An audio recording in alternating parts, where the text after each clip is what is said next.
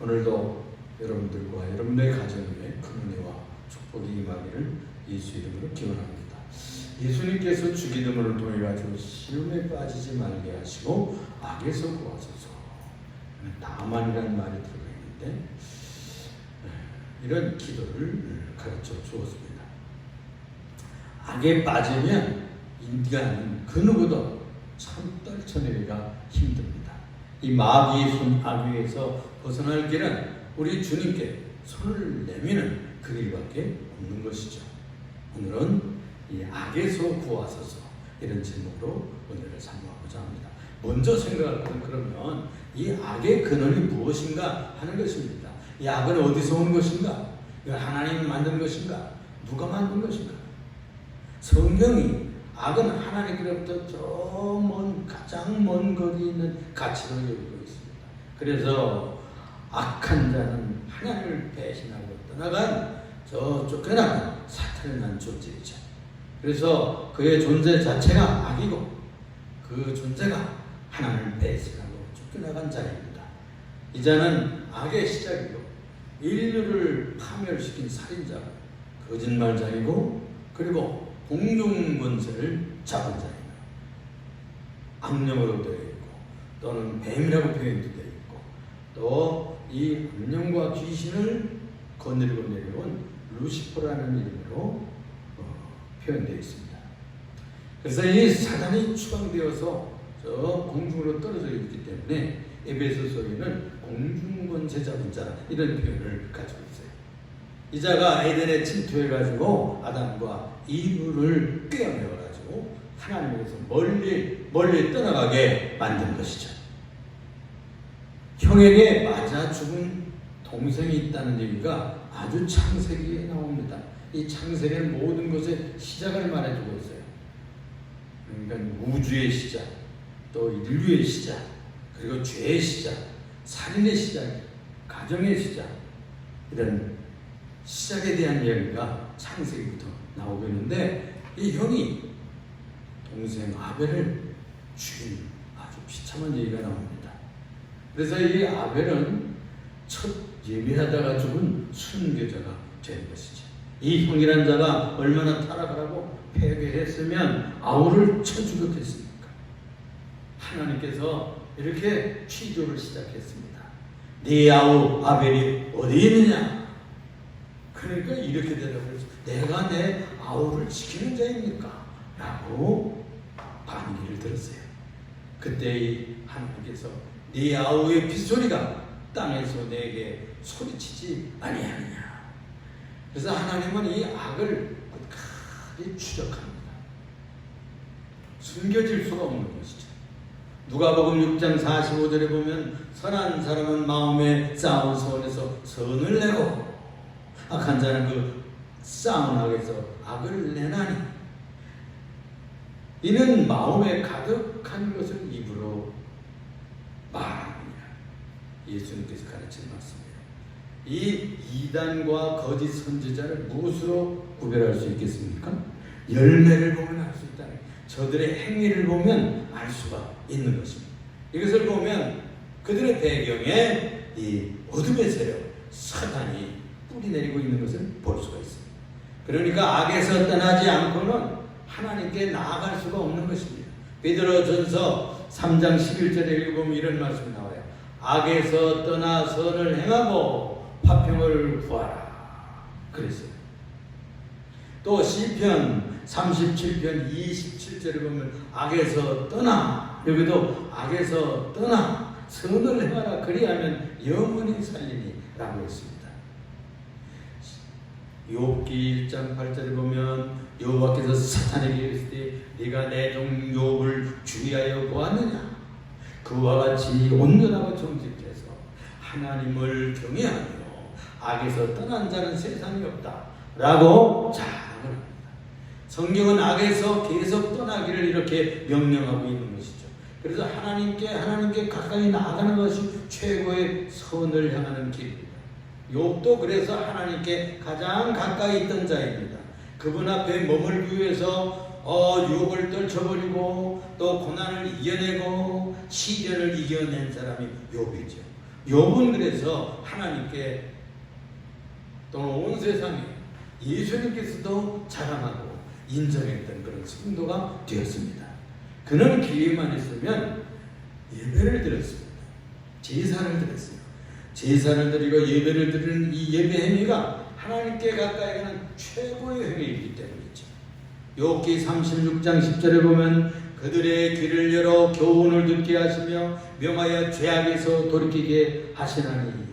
그러니까 하나님 앞에 가까이 나아가서 그의 교훈과 말씀에 귀를 기울일 수가 있게 해 주는 것이기 때문인 것이죠.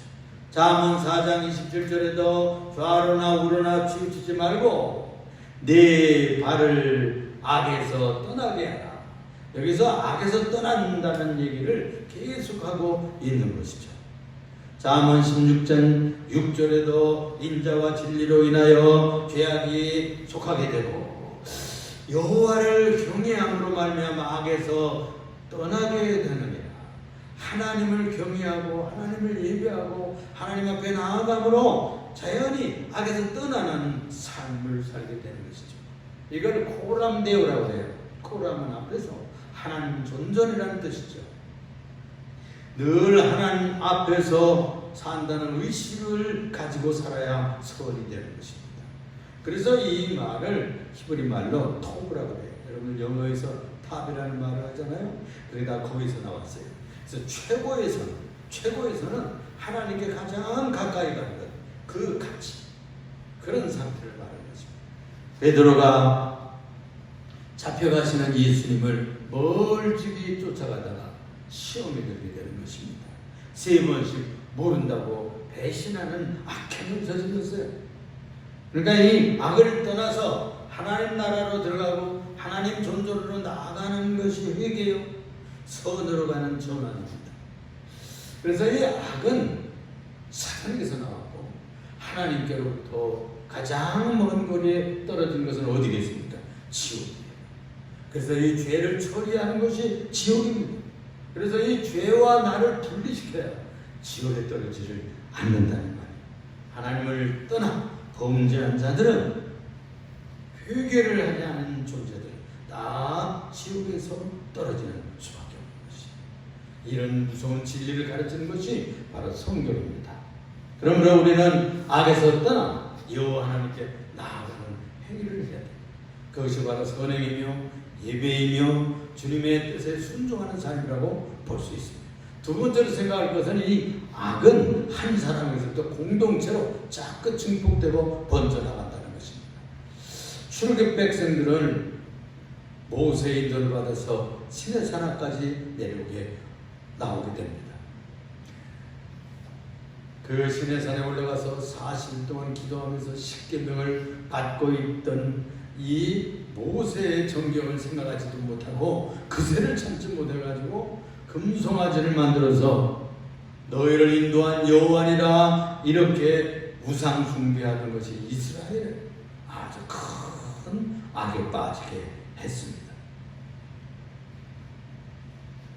우상 숭배자들이 다 처단이 되고 다시 이 문제를, 이 범죄를 해결하기 위해서 자기 민족을 대신해서 하나님 앞에 올라가서 중보기도하는 모습을 우리는 볼 수가 있는 것이죠. 가나안에 들어갔을 때입니다. 가나안에 들어갔을 때에 저들이 이 바알이라고 하는 우상 숭배에 빠졌습니다. 바알 숭배가 가장 창궐할 때가 언제인 거 아니? 북왕국 아왕 때인데 그 아내인 이세벨이 드디어 이 바알 종교를 국교로 삼으려고 하는 아주 극악한 일에 떨어지게 됐어요. 이 문제와 대결하는 하나님의 사람이 있었으니 그가 바로 엘리야입니다. 영적 전쟁이 일어났어요. 그게 바로 갈멜산 전쟁입니다. 그래서 하나님의 불이 떨어지는 불을 통해서 이 재물을 흠명하는 신이 참신이다. 이 대결을 통해서 대승리를 거두고 저 하나님의 권세 있는 자들이 저 바알의 세력들을 척결하는 얘기가 열왕기서에 나오는 것이죠. 그래서 이 영적 전쟁을 통해서 매일 개인도 그러고 가정도 그러고 사업도 그러고 싸워 나아가서 승리하는 삶을 살지 않으면 우리들의 공동체도 우리의 가정들도 우리들의 직장들도 이 어둠의 세력이 덮쳐서 악에 물들기 쉽게 되는 것이죠. 이스라엘 백성들이 너희는 내 앞에서 우상을 섬기지 말라 하는 이 제2계명을 내렸건만 이 사람들이 이 계명을 어기다가요 결국에는 720년에 주전 720년에 나라가 망하게 되는 것이죠. 왕국의 10지파가 다 포로되어 가는 일이 일어나게 된 것 아니에요. 그리고 이달은 이 혼혈 정책으로 많이 남아서 아주 이 10지파가 다 망가졌어요. 그래가지고 이 10지파가 망신되고 사라지는 비극을 당하게 된 것이죠. 남유다 왕국도 북유다 북왕국이 10지파가 망하는 것을 보고도요 계속해서 불순종을 했어요. 예레미야가 권면하고 예레미야가 눈물로 경고했지만 그들은 불순종했어요. 예레미야서의 18장 8절에 보면은 만일 내가 말한 그 민족이 그의 악에서 돌이켜 내가 그에게 내리기로 생각하였던 재앙에 대하여 뜻을 돌이키겠고 그랬어요. 들이 돌이키면 심판의 뜻도 돌이키고 용서를 해주신다고 그랬어요. 그래서 이 불순종이에요. 이 우상숭배라고 하나님을 섬기지 아니하고 다른 가치들을 섬기는 이것이 가장 타락한 인간들의 탐심에서 나온다고 했어요. 우상숭배에 빠지면 그래서 헤어나기가 어려운 것이죠. 심지어 이 탐심 때문에 유다 백성들이 무슨 짓을 했는 거 아니 흰놈의 골짜기라는 그 골짜기가 있는데 거기에서 바알 앞에서 제 자식들을 불태워서 제사하는 이런 사악한 행위들을 행했습니다. 그리고 아수르가 남긴 저 하늘 황후를 섬기다가 결국 바벨론 침공 때 다 망하게 된 거예요. 예레미야서 44장 5절을 보면 그들이 듣지 아니하고 귀를 기울이지 아니하고 다른 신들에게 여전히 분향하여 그들의 악에서 돌이키지 아니하므로 6절에 나의 분과 나의 노여움을 쏟아서 유다 성읍들과 예루살렘 거리를 불살랐더니 그것들이 오늘과 같이 폐허와 황무지가 되었느니라 라고 했습니다. 일제 36년 시련기를 우리 한국교회가 이 조선장로교회가 잘 지키지를 못했어요. 우상숭배에 빠지게 되는 얘기가 우리 역사에서 이룰 수가 있습니다. 평양 성박교회에서 개최되었던 조선 예수교 장로교 총회가 1938년 9월 9일 11시에 개회가 되어가지고 신사참배를 가결하고 총회가 끝나고서는 평양 신궁에 올라가서 참배를 했다는 것입니다. 일로 말미암아서 1945년 8월 15일에 해방이 되었어도 통일되지 못하고 참된 해방이 되지 못하고 다시 3년을 군정으로 이렇게 더해가지고 다 해서 외세 39년 거의 40년을 지배당하게 됩니다. 그리고서는 신사참배 이후에 1948년 9월 9일 그 같은 날짜 같은 시간 11시 북한 정권이 선포되는데 바로 그 평양에서 선포되었던 것입니다. 신사참배의 대가는 결국 태양신 공산 독재 정권이 강력히 들어섰고 남쪽에는 자본주의, 황금만능주의를 추구하는 자유민주정권이 서게 된 것입니다. 그렇습니다. 이렇게 북왕국 10지파가 돌아오지 못한 것처럼 남유다는 정신 차리고 열심히 성경을 읽고 회개하고 70년 후에야 돌아와서 작지만 예루살렘 성전 제2성전을 재건했던 것입니다. 우상숭배는 철저한 심판과 대가를 치르게 되고 전 민족 공동체가 치러야 할 악 중의 악이었어요. 남북분단 70년이 지났는데 우리 주님께서 언제 우리 민족과 한국교회를 용서하시고 통일의 회복을 주실지 기다리고 오늘도 우리가 기도해야 될 줄로 압니다. 세 번째로 생각해서는 그러면 이 악에 빠지지 않기 위해서 어떻게 해야만 하겠습니까? 주님 말씀대로 기도해야 됩니다. 간구해야 됩니다. 기도로 싸워야 됩니다. 악에서 구하옵소서 이렇게 간구해야만 하는 것이죠. 마귀는 악한 자여 살인자라고 했습니다. 거짓말장이고 우리의 원수입니다. 하나님의 원수가 되는 것이죠. 이 마귀와 싸우는 전쟁을 두려워하지 말아야 됩니다. 영적 전쟁은 기도와 금식이라고 하였어요. 이런 이유는 기도와 금식이 아니고는 나가지 않는다고 했습니다. 이 영적 전쟁을 통해서 우리가 승리해야 되는데 기도를 통해서 악을 무너뜨리고 파괴하고 무력화시켜야 되는 것입니다. 또 한 가지는 악에서 돌이켜서 정의를 행하고 공의의 행동을 통해서 살아가야만 됩니다. 에스겔서 33장 19절에 볼것 같은 이런 말씀이 있어요. 만약 돌이켜 그 악에서 떠나 정의와 공의대로 살며 그가 그로 말미암아 살리라. 그가 그로 말미암아 살리라. 행동하는 양심이라는 말을 쓴 사람 있죠. 여러분, 우리가 마음으로 양심적으로 신앙적으로 우리가 그런 공의와 정의를 가려고 하면 행동을 통해서 정의의 길을 행동하고 공의의 행위를 해야만 된다는 것이죠. 예루살렘 성전에 이방인 마당에다 온통 장사터가 되었습니다. 제사장들은 재물을 팔고 환전하는 뒷돈을 내주고 그 이윤을 받아 먹었다는 거예요. 예수께서 이 사실을 보고 너무나 분노하여 너희가 내 집을 만민이 기도하는 집이라 하였거늘 너희가 강도의 불효를 만들었도다 라고 채찍을 만들어서 채찍을 휘두르면서 좌판을 뒤집어 엎고 장사치들을 다 내쫓았던 것입니다. 악을 내몰고 성전혁명을 이루셨잖아요. 그 일로 말미암아서 이 유태계가 예수를 제거하려는 작전에 들어갔던 것을 우리가 알 수가 있습니다. 최고 백성이 모압 경경에 들어왔을 때 모압에서 족장들이 이스라엘 족장들을 초청했습니다. 그리고는 제사에서 경배하게 하고 재물을 나눠 먹고 음행에 빠지게 했습니다. 족장 중에 한 사람이 글쎄 모압 여자 하나를 이스라엘 집으로 데려오고 있었습니다. 이 광경을 보았던 제사장 비느하스라는 청년 제사장이 있었는데 창을 들고 이자들의 장막에 따라 들어가가지고 이 남매를 처단했습니다. 공의와 거룩함과 정의를 지키기 위해서 헌신하고 노력하지 않으면 공의와 정의가 수립되지 않습니다. 거룩함을 이겨낼 수가 없는 것이죠. 음란을 깨트려버리고 죄악을 무너뜨려버리고 악한 자들과 대결하지 않고는 정의를 수립해 나갈 수가 없습니다.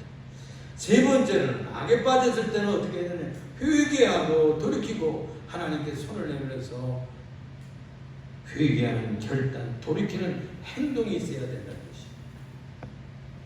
니느웨 성이 요나가 목숨을 걸고 선교 여행을 해서 3일여간에 걸쳐서 시내를 돌아다니면서 복음을 전했습니다. 40일 후에는 이 니느웨가 망하리라 이런 복음을 전했습니다. 40일 후에 니느웨가 망한다고 하는 종말적인 복음이죠. 아, 회개하지 않으면 우리가 다 죽겠구나 이런 생각을 가지게 되었는지 이 사람들이 왕으로부터 신하로부터 온 백성들이 금식하고 또 짐승들까지 금식했다는 거예요. 그래서 돌이켜 여호와 하나님께서 용서하신 얘기가 요나서에 나오지 않습니까? 연구에 의하면요, 그때 요나가 그 니느웨 성에 들어갔을 때 마침 무슨 일이 이스라엘 남과니 일식이 있었다는 거예요. 일식. 그래서 옛날에는 일식이 있으면 하늘이 노한다고는 사인을 받았거든요. 그러니까 이 선지자가 복음을 전하고 또 하늘에서는 이상한 일식 현상이 있고 이건 하나님이 진노하겠구나 이렇게 생각하고 왕으로부터 문무백관이 다 회개하고 돌이켰다는 것입니다. 코로나19가 하늘의 진노라고 우리가 읽어야 되지 않을까요? 이런 때는 우리가 회개하고 돌이키던 니느웨 백성들과 같이 되어야 될 것이라고 생각합니다. 그런데 오늘의 성도들이 회개하고 이웃을 용서하고 또 자기 죄를 들여다보고 우리가 불의와 불법과 또 불공평과 공의를 나가지 못했던 모든 삶에 대해서 죄악을 끊고 회개하면 다시 사는 놀라운 구원의 역사의 문이 열릴 줄로 믿습니다. 우리 사랑하는 성도 여러분, 역대하 7장 14절에 우리가 너무나 잘 아는 말씀, 이런 말씀이 있습니다. 내 이름으로 일컫는 내 백성이 그들의 악한 길에서 떠나 스스로 낮추고 기도하여 내 얼굴을 찾으면 내가 하늘에서 듣고 그들의 죄를 사하고 그 땅을 고칠지라, 그 땅을 고칠지라 했습니다. 시편 130편에도 보면은 그가 이스라엘을 그의 모든 죄악에서 속량하시리라 했습니다. 에스겔서 36장 33절에 그렇게만 하면 주 여호와께서 이같이 말씀하셨느니라. 내가 너희를 모든 죄악에서 정결하게 하는 날에 성읍들에 사람이 거주하게 하고 황폐한 것이 건축하게 될 것인지 회복을 약속해 주셨습니다.